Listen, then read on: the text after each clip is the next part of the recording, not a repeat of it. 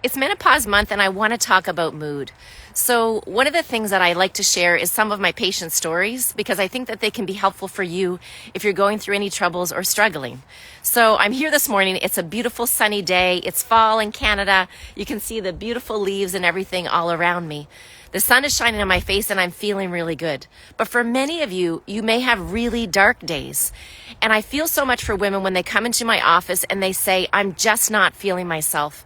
Dr. Keenan, I don't know what to do. So we really start to take a holistic approach to what's going on. And so many women, they feel that their symptoms are often getting ignored by their physicians. And often they're told to take an antidepressant medication or to deal with hormonal changes and swings that might be happening. But I want you to know that our hormones have a huge impact to play, not just on anything like to do with our hot flashes or night sweats, but really on our brain, on our cognition.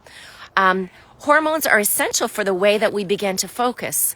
And what I've been really seeing, in particular for women that have gone through very early menopause or that went through a hysterectomy or what we would call a surgical menopause, they're really much more prone to get changes, especially when it comes to their mental health.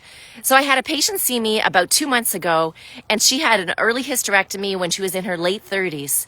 And her anxiety was getting so bad. She was super depressed. And I didn't realize the extent of what her depression had been. But I saw her this week in follow-up. And she came in with tears in her eyes, but they were tears of happiness. She said, Dr. Keenan, my depression had gotten so bad.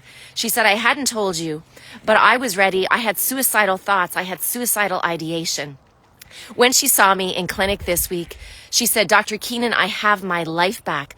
I can't imagine, I can't begin to tell you how clear my mind is, how my brain fog is gone, and how that tree that I looked at before, that I once thought about taking a noose and putting it around my neck, that those feelings are gone. She said, I feel like I'm back to myself because that I'm on hormone replacement therapy. And, she and I, we had a moment because I felt what she was going through. I know the symptoms that someone can have because I've had anxiety too. I went through times when I was in perimenopause that my brain was firing on so many different levels. I had brain fog. I had anxiety.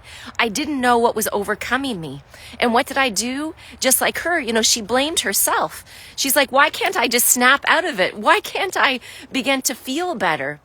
But for many women, these are biochemical changes that happen and they can take place in the brain. And I want you to know that there is hope. Now, for many individuals, it's part of a full package of how we begin to take care of ourselves. I wanted to shoot this today because I'm outside in the outdoors. I'm by the water. I'm getting fresh air and I'm getting the sun on my face. So one of the biggest things I think we can often do is connect to nature. But beyond that, there are times when medications or hormonal therapy can really be a great benefit.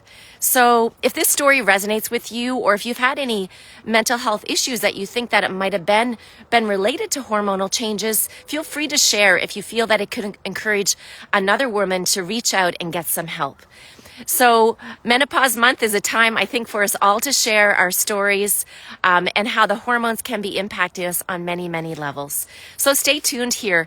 I'll have some regular updates as we build up to Menopause Day, which is next Friday, October the 18th. Bye for now.